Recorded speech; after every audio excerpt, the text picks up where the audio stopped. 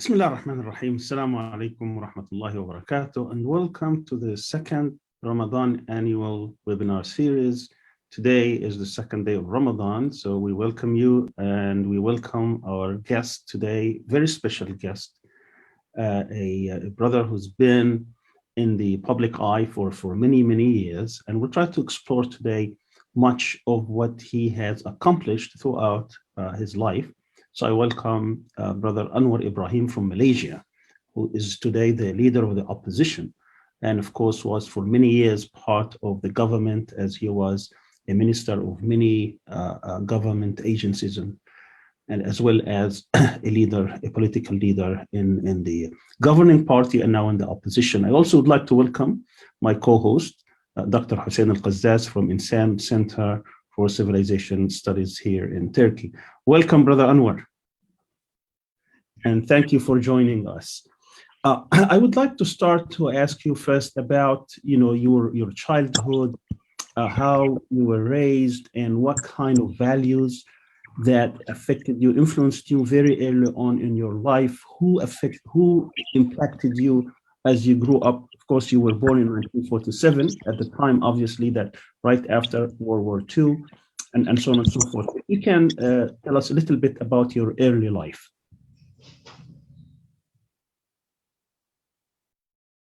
I think you're muted, if you can unmute yourself.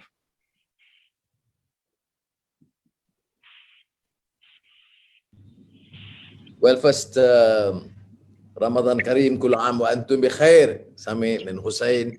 Great to be here, and particularly making use or utilizing the time of Ramadan for some real positive mission or message.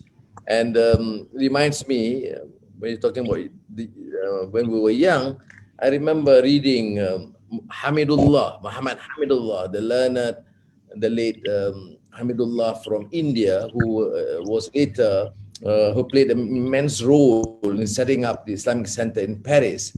He wrote this beautiful piece, short treatise on why fast, which I thought was very useful, particularly for the beginners, for Muslims educated in the West, and for generally non-Muslims. Taking into account its universal dimension of fasting. Ya ayyuhallazina amanu kutiba alaikumus siyam kama kutiba alal ladzina min qablikum, to give this message that this has been a practice of those before us. So that covers a very much, to me, a lot of relevance, particularly in Malaysia, in a multiracial, multi-religious country. And so it, in a way, answers your question about the initial period when I was young. I was blessed with wonderful family, parents, quite political, but very conservative, and made sure that the children are strongly entrenched in the faith and the moral values. And then went to this elitist school, not by nature of our position or class, but we had to undergo special examinations to enter. And again, we were very fortunate because we have a school with a strong tradition and love for scholarship and exposure to issues, societal issues at that time. How was Islam in your early days in Malaysia? Was it something that people adhered to, or was it something that, because you had a transition during that time? Malays are generally conservative. So we were Shafi'i school, and most students will have classes in the morning, we'll have some afternoon session in terms of religious education, not necessarily in full madrasah setting, but then we have Quranic class, like most those who have experience in Muslim countries. But what is fortunate is that although the understanding is not, of course, universal or a dimension that we talk about Islam, Deen, Shamil, wa Kamil, but at least there was this awareness of the faith, the Aqidah, and Akhlaq, the moral and ethical values. Very Malay, but very strong influence by the Islamic faith. And this has been explained. I think Naqib al-Atas, for example, wrote about Islam in the Malay culture and history, where the Malay identity itself is very much akin to the Islamic faith and Islamic ethics. So who were the early people who influenced your life and and shaped you as a young, first of all as a child and then as a young adult? Because you grew up also in the tradition of Islamic activism, I believe, in your early life. Yeah, yeah. Of course, my parents and my teachers, of course, in terms of conservative understanding of Islam, the ibadah, the rituals, the do's and the don'ts. And then probably once I was in the university and getting in touch with activities, particularly in the West, Muslim Students Association, and MSA in the United States, FOSSIS in the UK, and to a large extent, I must give credit to the activities in Indonesia, because that actually shifted our activities from the more radical Arab experience to the more inclusive, moderate touch of in the Indonesian Islam, particularly under prominent figures like Muhammad Natsir in Indonesia those days. So I think we have benefited a lot. And of course, I tend to joke, the radical side is for my Arab brothers. I remember actually in the mid-70s, I was in the United States as a student, and our Malaysian brothers had their own branch of the MSA.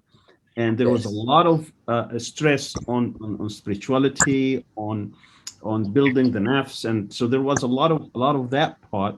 And I think a lot of them also were talking about Abim, about the youth movement in Malaysia, like it was like an extension. So I thought there was some kind of relationship. That in fact, I was involved in the early formation of the MISG in the United States. I remember there was in Peoria. In Illinois. Church. Yes, in Illinois. It was cold. It was just bitter cold. And these guys have no understanding that this Malaysian, young Malaysian, without proper attire, have to struggle and invited to give kuliah in after Fajr, kuliah. And there was still torture for my case. But that was the beginning of the MISG, the Malaysian Islamic Study Group, affiliated to the MSA, in fact supported by people like Jamal Barzanji and others who actually helped, and Hisham was also there, who actually helped to promote and support the Malaysian. Go ahead. I was saying it was very interesting that actually you decided to have sort of a different branch of the Islamic movement in America. Why would you feel that was necessary at the time? Yeah. Well, I think it's also cultural, and the environment was different. Of course, I was, to be frank, exposed to, naturally, to the experience of the Ikhwan, the experience of Jamaat Islami, of the Nursi, and also Indonesia. But we thought that in a multiracial, multi-religious setup in Malaysia, we will have to have our own sort of a brand. People criticize us, Islam is Islam, Rahmatan lil Alameen is one, but why do you then differentiate? I don't think it's a matter of differentiation, but to determine the priorities and also to appreciate the complexities, and also the culture. I gave an example, a lecture on this issue, battle between Islam and secularism. You find very contentious, very rough in Egypt, and coming to the debates with Khalid Mama Khalid and Sheikh Muhammad Al-Ghazali, min huna na'lam, min huna nabda, but because it became very rancorous and contentious. Here, somehow or other, it was navigated in a more conciliatory manner. So you can't say the so-called secularists are never, very few of them, with a few exceptions, are people who actually opposed or anathema to Islam.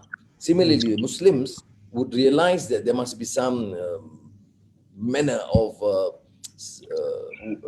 secular sort of understanding.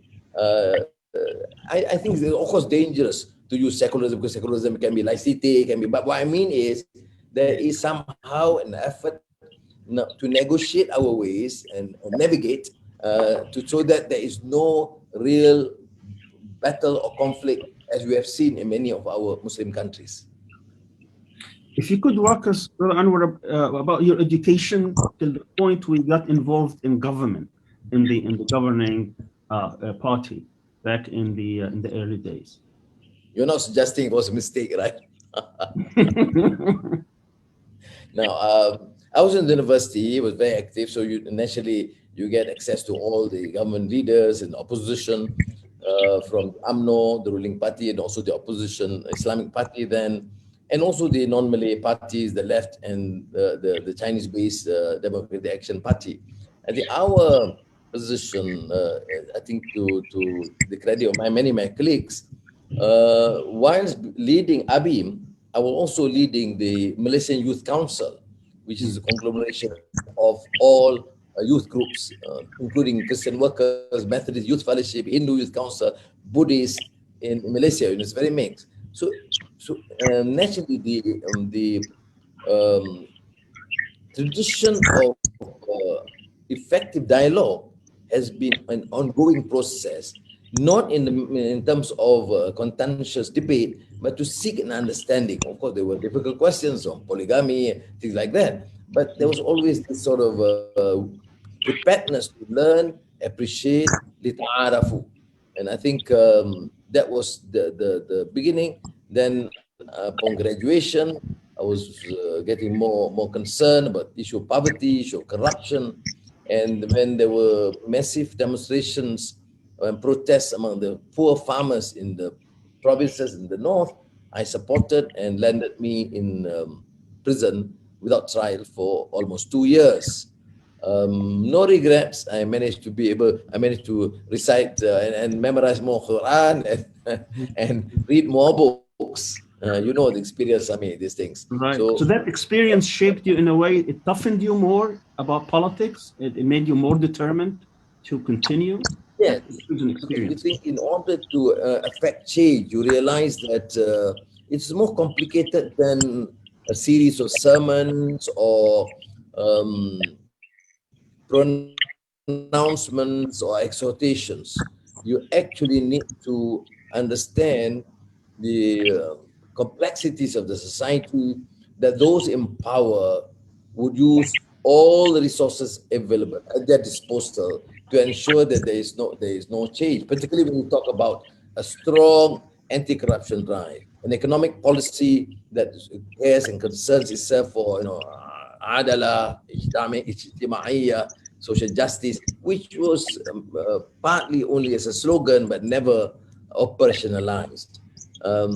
So in the midst of these discussions, finally I managed to negotiate my way and then became appointed in the minister in the government, which was also controversial. Some of my close friends were furious. And that was the time when there was takfir.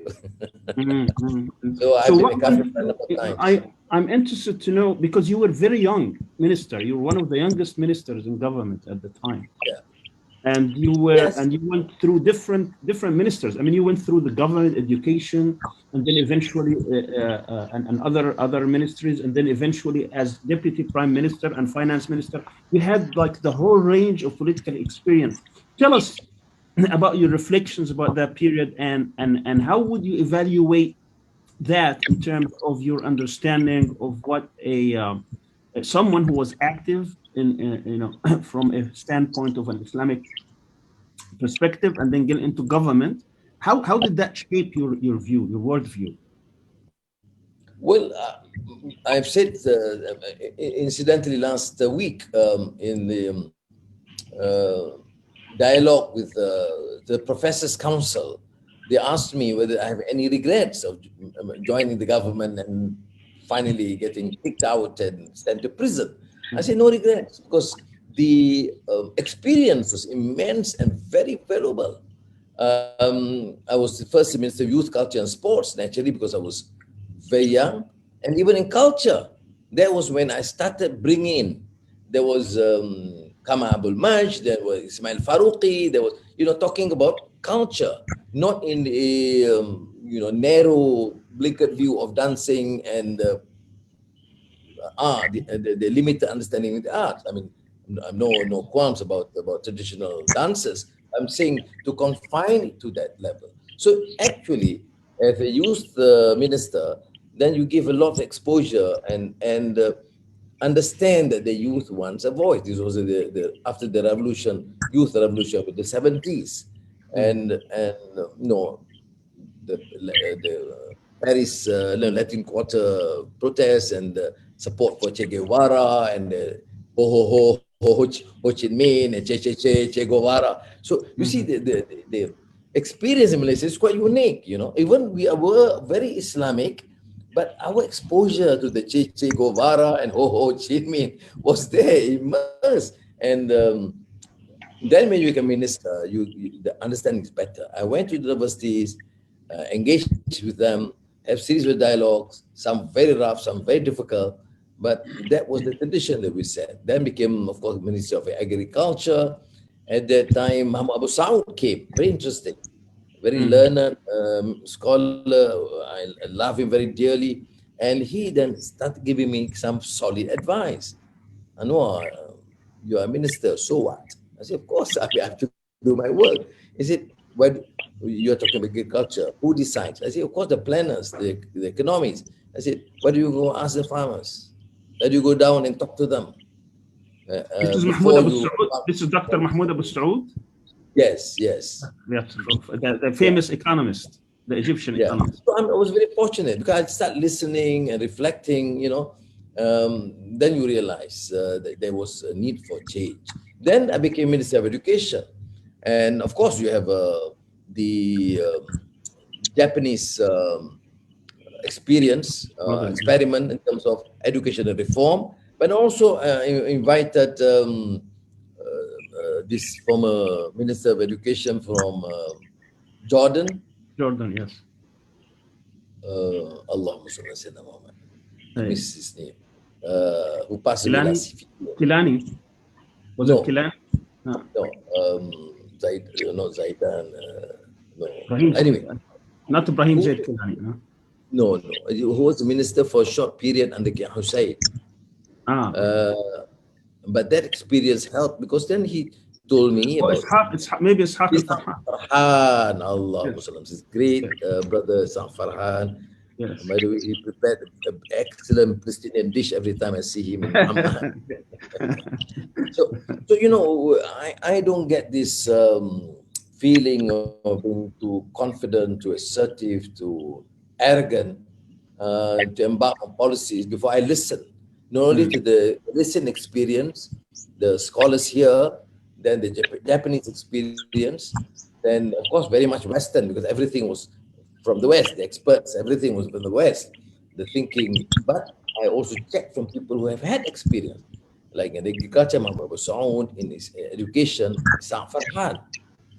And although his stint as Minister of Education was short, but his understanding was remarkable. I mean, he was clearly a person who was very much dedicated to educational reform. And then, of course, the more difficult as finance minister. But we were fortunate. Malaysia was one of the countries that registered 9-10% growth.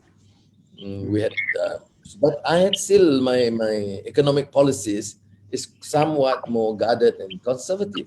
My political views are more progressive, but my economic policies more guarded because I think first we have to propel economic growth. Then we will have to ensure that there's balanced budget, then register surplus, so that when we faced the crisis in '98, we were able to withstand that because we had big savings, large savings. And I used in my budget speech, which is quite rare, Sayyidina Yusuf alayhi salam's experience in the Quran, was 7 fat and 17 years, which is also there. So when I mentioned Quran, I also mentioned the experience in the Bible, because then people, non-Muslims can remain better. Right. So that was it. You do experience during the 7 fat years, you start saving a lot of saving, but focus remains on education and health and basic infrastructure for our rural areas. Dr. Anwar, I'm very interested in sort of an overall assessment from you, having worked in the government that long, and you alluded earlier that the Malaysian society in general is very much conciliatory and aligned with Islam and so on. Did you see in your government experience any tension between this sort of nature, Islamic nature of the society and the typical nature of a modern state? Yani, you being a statesman yourself, this is something, by the way, we experienced here in the Arab world very seriously. Yani. And in my view, it's a source of a lot of tension that took place, particularly when Islamic movements sort of joined the state, and all of a sudden this tension became very, very concrete. Did you have any such any experience as a statesman coming from an Islamic background in a relatively very Islamic society? The concept of a deep state that's trying to oppose any real reform. Well,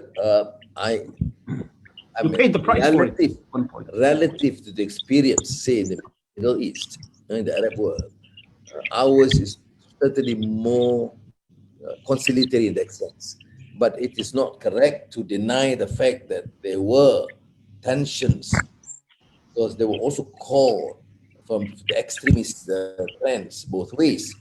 There were some liberal secularists who just cannot hear anything about religion or faith or Islamic values or Islam, who thinks that the progress means replicate everything that is Western. And at the same time, you have also the so-called Islamic trend that can be very fanatical. And I experienced that even in my Abim days. So Sheikh Qaradawi's book on Muta'assibin was really a great help, because you have to confront the fanatics and the extremists by effective da'wah, understanding, and although the group can be small, there is still so much fear among non-Muslims or non-Malays here, that whether we will then allow this trend to take an upper hand. Some of them take a view that therefore anything Islamic is therefore problematic and dangerous for the society. And we had to then negotiate with them. When I was in government, I started talking about infusion of Islamic values, relevance of ethics, introduction of the Islamic University, the Islamic Bank, and Takaful. Although these need to be revised, I'm not defending exactly what I did before, because I think even Najatullah Siddiqui says that you need to go back and look at the economic programs and policies in the light of the Maqasid Sharia, not just Islamize some of the Western instruments. But this, I think, not only to assuage and attract the support on Muslims, but my contention is that you have to respect their faith. Why do we need to have our own modern, effective Sharia courts? Because we must allow Muslims to have their own choice. But we will not allow this to infringe upon the rights of the non-Muslims. So I think that is, easier said than done. And negotiating it is, of course, tough. I will have, even now, those who claim themselves to be very liberal and secular, who still have that suspect Anwar is a closet Muslim. It's a sin to them. At the same time, you have these extremists who say, but Anwar have never talked about full application of the Sharia and the Islamic State, and therefore he is not, does not represent the Muslim aspirations. But I say, look from the amal, the deeds, that whether you can progress, ensure the country is peaceful, have effective economic policies, and at the same time undertake the islah mastata', reform as far as possible, to ensure that there is then in every field of endeavor, there is better progress. We did achieve some measure of economic progress earlier, although now we have degenerated somewhat, very much like any third world country. I want to ask you a little bit about your economic model, because you alluded to the fact that you are progressive, generally speaking, but when it comes to economic policy, you're more conservative. And of course, this is one of the challenges that the Muslim societies face. You know, we live in a capitalist, pretty much capitalist world, controlled by institutions that were set after World War II, which sometimes referred to as instruments also of imperial powers, World Bank, IMF, and so on and so forth. From your experience and from your reflections, you know, after so many years being in and out of government, how do you evaluate this international system, and how can you actually, as a small country, you know, whether it's Malaysia or other parts of the Muslim world, how can you navigate to have an economic system that is just and at the same time is not in fighting itself?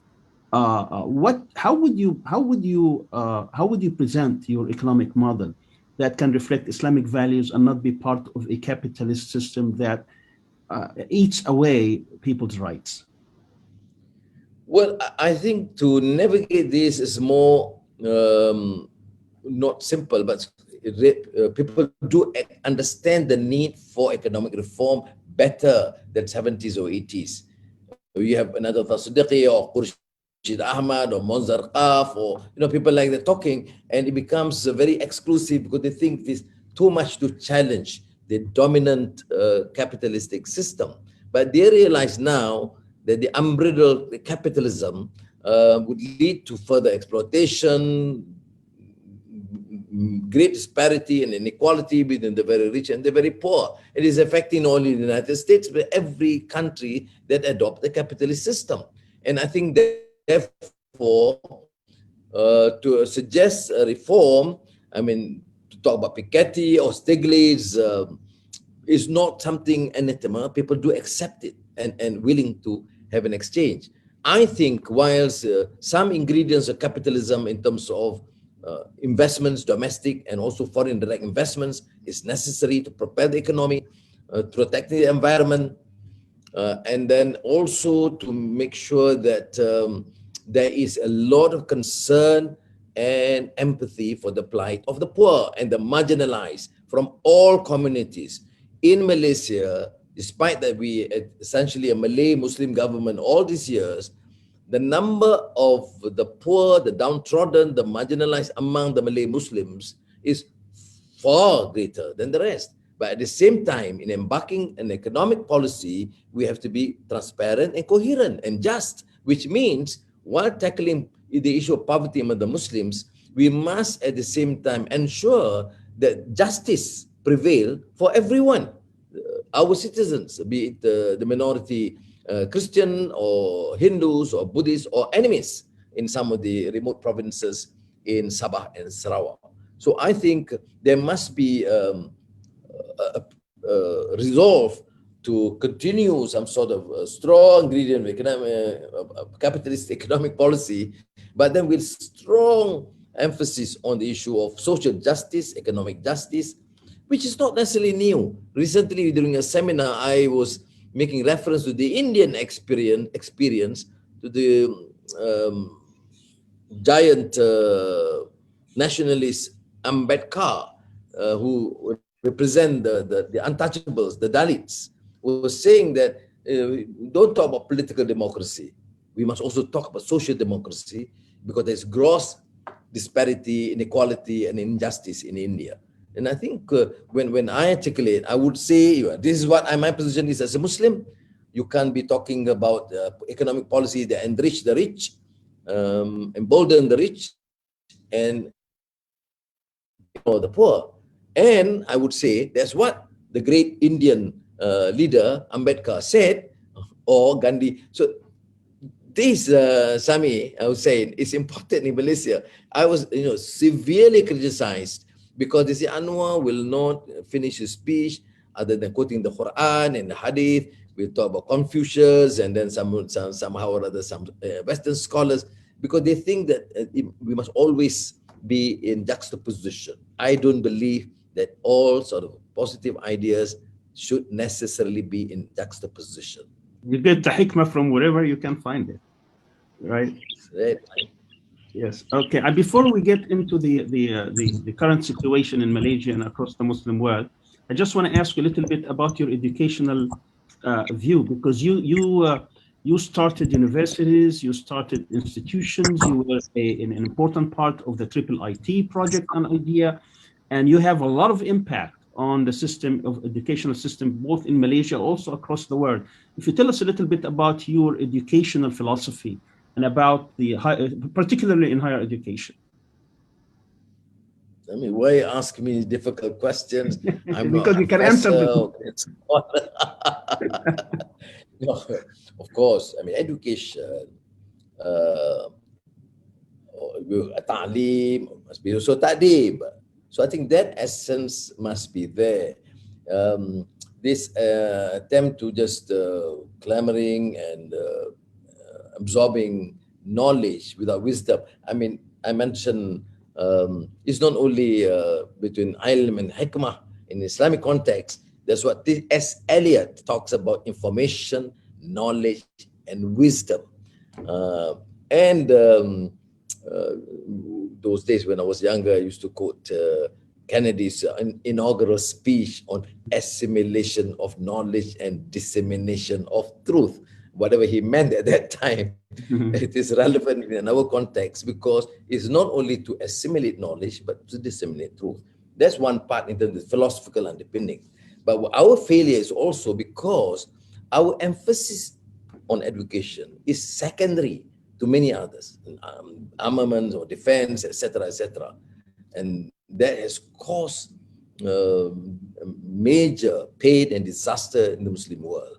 You can look at the expenditure for education. I happen to be with UNESCO and of the General Conference presidency for some time, and it's the same. And when I was in the World Bank as chairman of the Development Committee, looking at the figure expenditure in the Muslim countries, even the rich, all rich Muslim countries, first, the expenditure on education is minimal. Secondly, even when they spend on education, it's completely without a philosophical underpinnings. It just replicate exactly a Western experience system. I'm not anti-West. I think we should have this sort of a synergy with the West strongly, because they are more advanced in education and technology.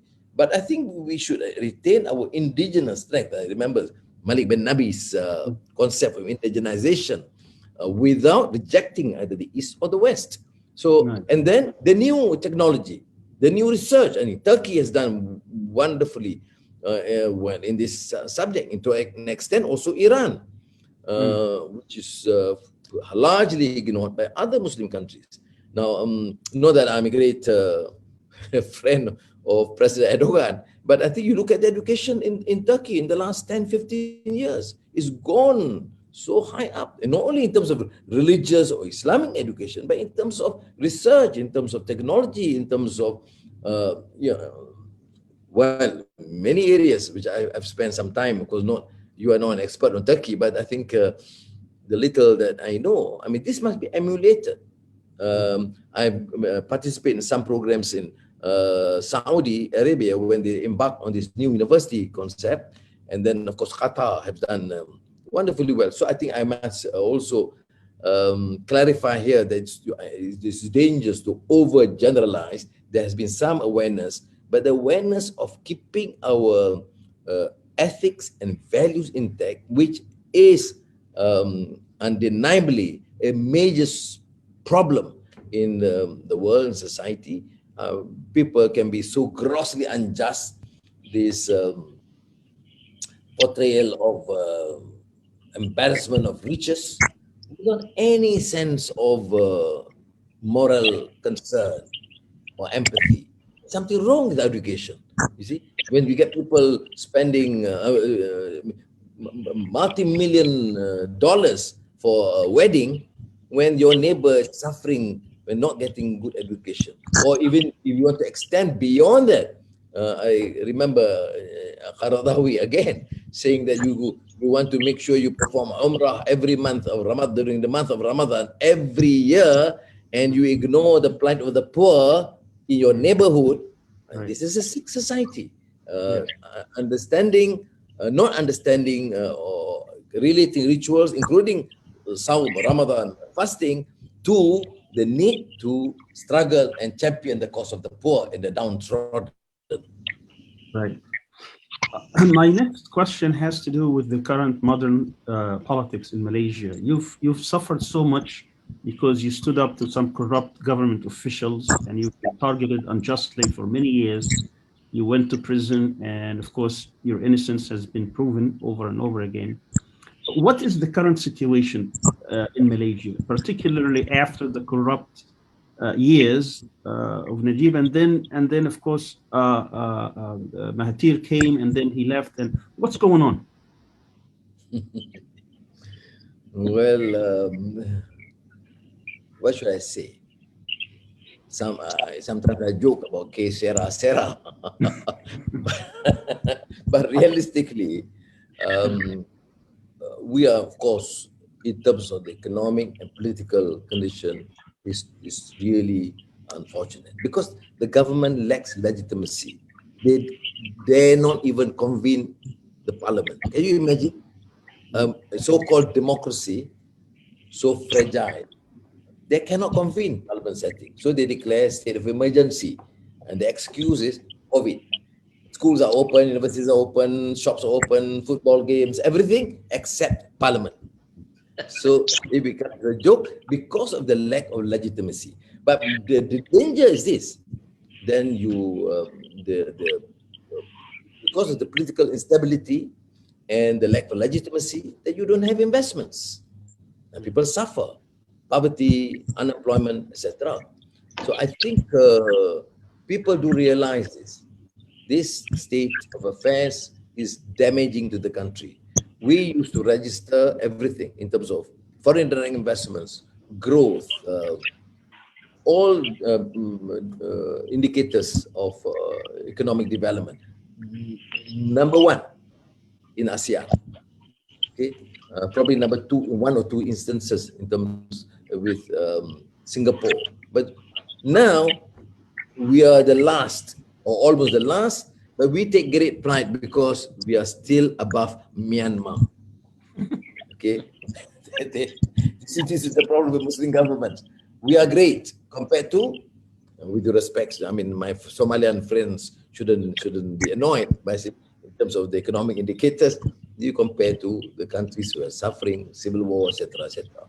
So there is therefore a lot of hope. When you say that the government has lost its legitimacy in terms of numbers of support from members of parliament, then naturally the leader of the opposition would command better numbers and therefore possibility of taking over. That process is of course ongoing. But my priority now is of course to prepare for the next general elections. At least it's better. We have general elections. Hussein in his country will have generals elections. So we hope. I mean, it should be before. I mean, it should be about 2 years' time maximum, because we have a British system where we have that leeway, any time between now to maximum 2 years. Okay, Dr. Hussein. Can I shift gears a little bit, Dr. Anwar, and ask you about sort of the global picture, Yani? Particularly, I'm very interested in knowing your views about the Arab uprisings that started taking place almost 10 years ago now. Where do you think this came from? I know that you know very, very intimately what's going on in the Arab world and so on. First of all, where did it come from? Where is it going? Where do you see the future of this region? And not only Dr. Anwar, but also how you think Malaysians in general and look at developments in the Arab world, and from the Ummah perspective that we have always been taught to believe in and so on. Where do you sort of position this Arab uprising? I represent this view that it's not a matter of Arab Spring, but the Thawra Sha'b, I mean, this people's revolution or uprising. There has been theories about influence of social media, the West, etc., partly through, but I remember reading this foreign policy account that people do underestimate the indigenous capacity of people who have struggled, who have suffered immensely in these countries, that something can spark, like in Tunisia, and then followed by many of these countries. To me, notwithstanding my position vis-a-vis the political condition at present, no one can deny the fact that it was a major shift in terms of understanding what governance is all about and what people's aspirations is all about. Of course, countries can choose the type of democratic values, but I think some people are objecting the word democracy is Western, but they forget the fact that the principle of mushawara or shura is there, inherent in Islamic society. In fact, here, even in our traditional societies, social networking, many parts in Indonesia, Malaysia, is very much a consultative process. So it's not something which is alien to our society.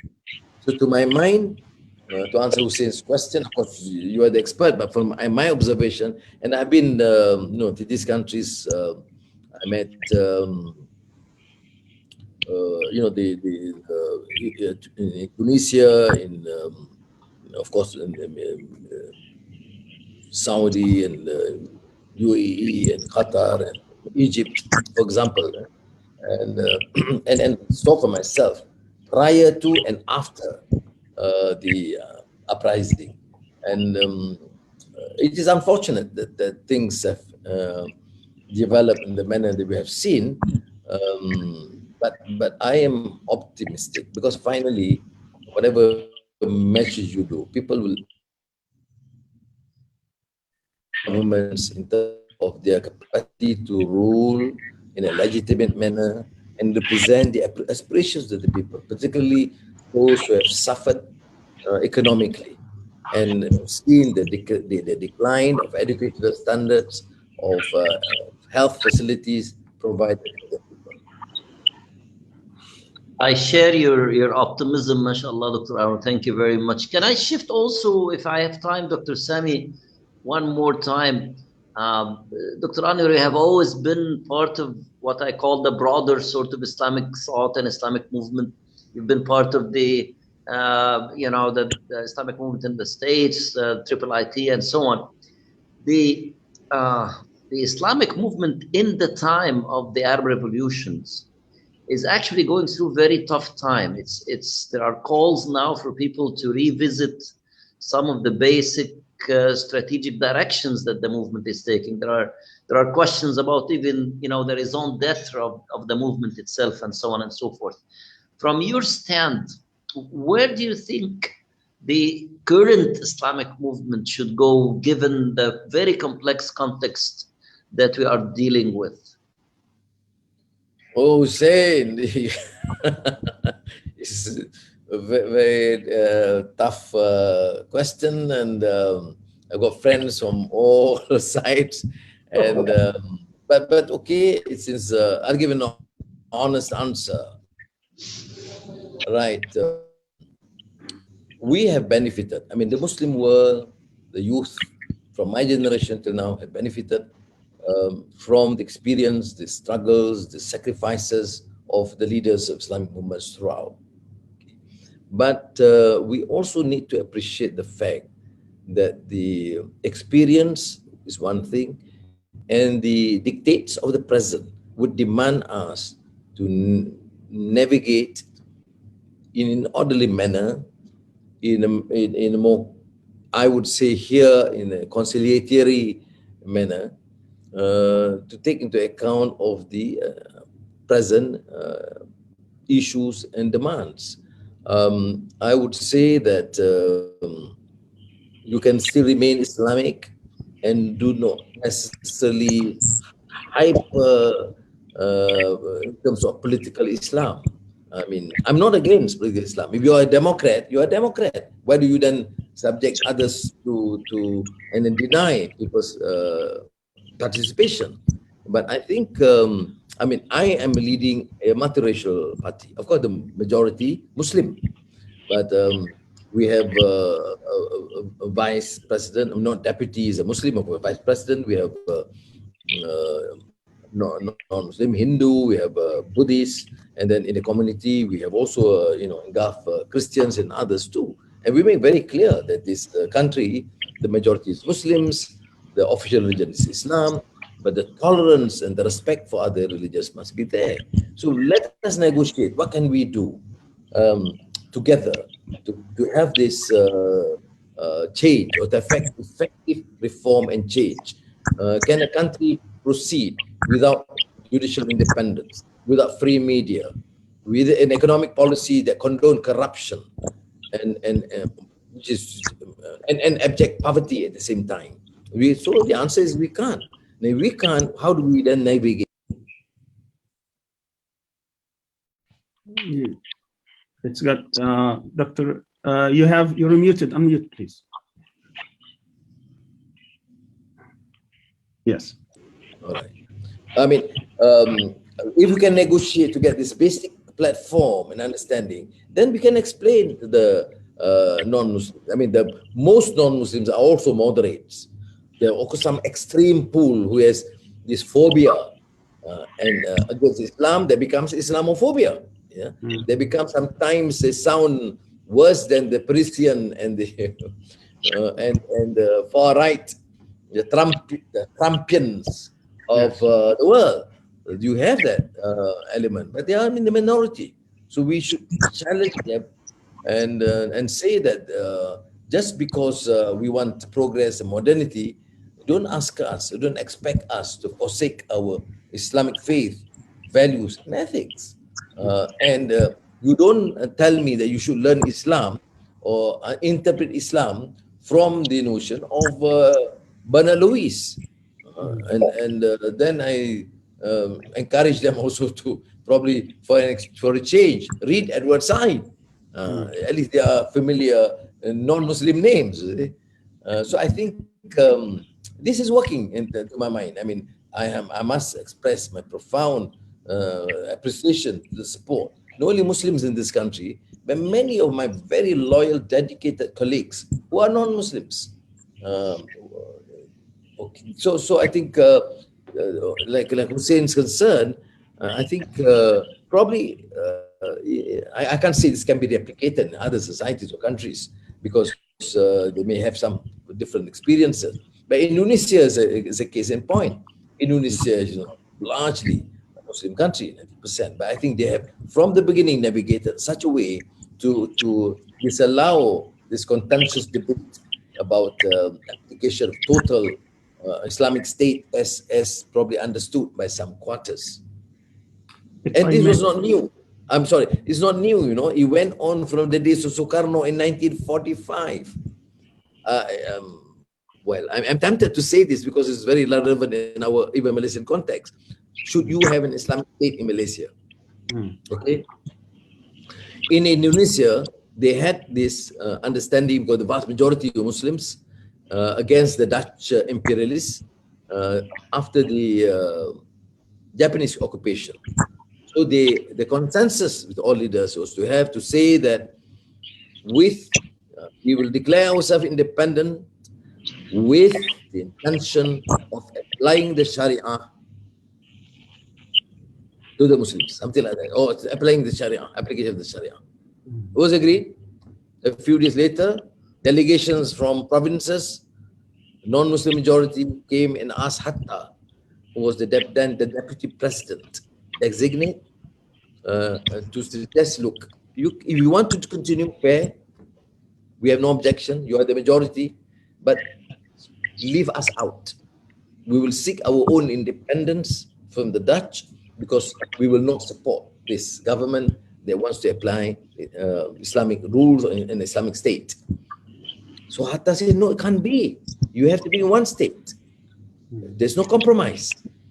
Then he brought it up to the Consultative Council, and all the top Muslim scholars, alim, leaders of Islamic movements and parties were there. And they said, number one is peace and security and unity of this country. That's paramount. That we will navigate our way later to have any sort of infusion of Islamic values or laws. But for now, we should erase that with the intention of application of the Sharia. And that was agreed. In a country that was over 90% Muslims. So I see in Malaysia, you expect me then to say that because it can probably attract my core supporters. I say just not acceptable. And this was, I think, the core, the fundamental position taken by the leaders of the Indonesian independence. Of course, people criticize, are you not abdicating Islam? No. Are you erasing Islamic first? No, because you are giving that sort of space for Islamic parties, Islamic organizations, for da'wah to continue.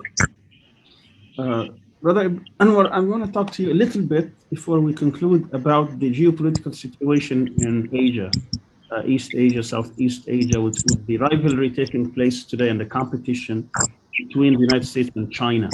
And there is a lot of talk that the United States now is very serious about trying to build coalitions to isolate China, because the theory goes that if China becomes the hegemon in that part of the world, then it will start, competing with the United States in different parts of the world. Even that's going on as we speak. Where do you think Malaysia will sit if it is given an ultimatum, either you were with us or against us? Can Malaysia afford to be in one camp or the other, or do you think that they can find their way to maneuver and become and stay friendly with both? Because now it's becoming more difficult for some states to remain neutral. We will, of course, and consistently, I think, in our foreign policy, should tell the Americans and the Chinese and the Europeans and the Indians that we, in Malaysia, ours is a small country. And the policy of ASEAN, this huge, successful cooperation with these countries, would be that we should remain independent and non-aligned. But we should foster strong relationship, both trade and economic and security, all these major powers. I think that position is for now appreciated by the United States and China, that we should please respect our independence and do not use our countries as for what do you call? No, I mean that for military, what do you call, base? Yeah, it should not be, because then it would compromise our position. Because we have to depend on China. China is our neighbor. China has huge capacity for economic advancement and also investments. And we want to remain very close to China because it's our immediate neighbor, almost immediate neighbor. But at the same time, we want to secure whatever trade and technological advantage from the United States and Europe. I think that position is not necessarily easy, Sami, because there be pressures, contending forces at play. But I think realistically, that should be our foreign policy. So, what are the major threats to Malaysia, both internal and external? If you what worries you? What doesn't get you to sleep at night? Alhamdulillah, even when I was in prison, I sleep well. I met one of the senior officers, and in fact, the former director of prison. He says, "Anwar, you've been very unfair and unkind." I said, "Why?" Because we were in prison. We were sometimes sleepless because we don't know what's going to happen to you and what's your reaction after the conviction. And here you were sleeping well. Alhamdulillah. Now, but I think in terms of international foreign threats, no. I don't feel there's a real threat. Our concern is this continuous conflict between China and the United States would negatively impact and adversely impact on us, and that is worrying.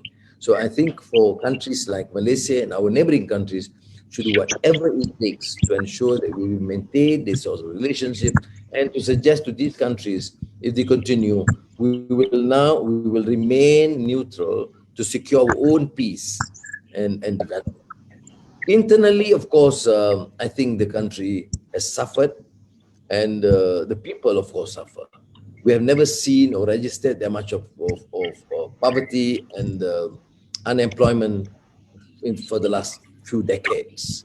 Although the excuse can be COVID-19, but what is worse is people are using this period of COVID-19 challenge and the pandemic and the emergency to plunder and plunder the wealth of the country without proper tender, no transparency.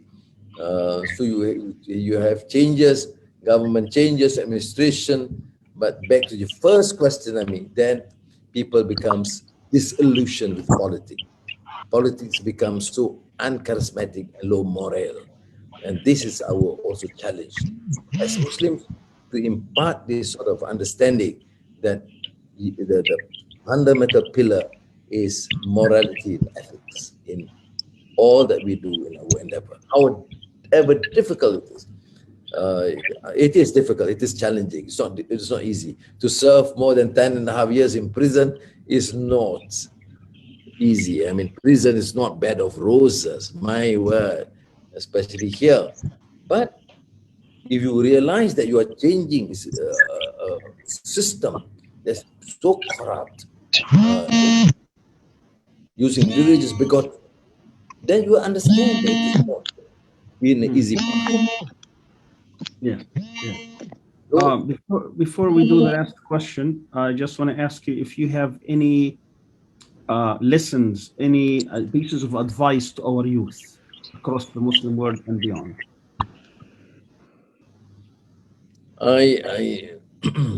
I believe that the youth today, contrary to the general perception, not worried and not able to think, not reflect, no, they do understand. And I think using the experience of the cave or Al-Kahfi, they would realize the special place of youth with faith and moral values and conviction change. But we must give the space. The problem in most countries is that the space is not given. There are a lot of suspicion against youth. Here in Malaysia, although the parliament approved without opposition voting for 18 years of age, the government now refused to implement it. So there's a fear of youth. When you have a government or leaders who are afraid of their youth, that means it's a sick system. And inshallah, I believe, because I've been involved with youth work throughout my life, even now interacting with the youth, I would realize that, given the space, given the encouragement, given the education, they would determine magnificently, positively, the future of this country. And the empowerment of women, of course, you've been champions. Your personal it's not sensitive at all. I'm sorry, because when you talk women, my family, they are the majority. I'm in the minority. So you have Aziza and my children, 6 of them, and 5 are girls. So I'm out in every sense, and they make sure that my statements on gender equality, on justice for women, can never be compromised. That's right. Hussein, you have a final question? I was going to, I don't know if we have the time, but I was going to ask Dr. Anwar sometime during the conversation when we were talking about the Arab world, what he thought was going on with the Palestinian issue, because things look to be going in a very certain direction nowadays. How do you see this going? I'm not sure we have the time for this question, Sami, but if we do, I would really love to hear Anwar's perspective on it. Well, in brief, I would say there's a great human tragedy, and you sense the utter hypocrisy of either Democrats or liberals or even many Muslim countries for ignoring the plight and the tragedy that befallen the Palestinian people. I would still quote what Edward Said have said. This is actually the politics of dispossession. People are dispossessed from their homes and their land and their liberty, and yet the world seems to be rather muted. Inshallah, we pray for them, and we will continue to voice on behalf of the Palestinian cause. Thank you, Sami Brother and Hussein. Brother Anwar, I want to thank you so much for your enlightening answers and for being with us. We really appreciate it. Very pleased, very honored, very privileged to have you with us today to answer our questions. And I hope, inshallah, to host you in another program in the future. And hopefully you can also visit us here once this COVID thing is resolved. Again, thank you so much. And I want to thank also my co-host, Dr. Hussein, for being here. And I'll see you tomorrow. And tomorrow we will have another guest. It will be Dr. Murtaza Badr, who is a very well-known Islamic theologian at the university, at Istanbul University here in Turkey. I'll see you tomorrow. Wassalamu alaikum wa rahmatullahi wa barakatuh.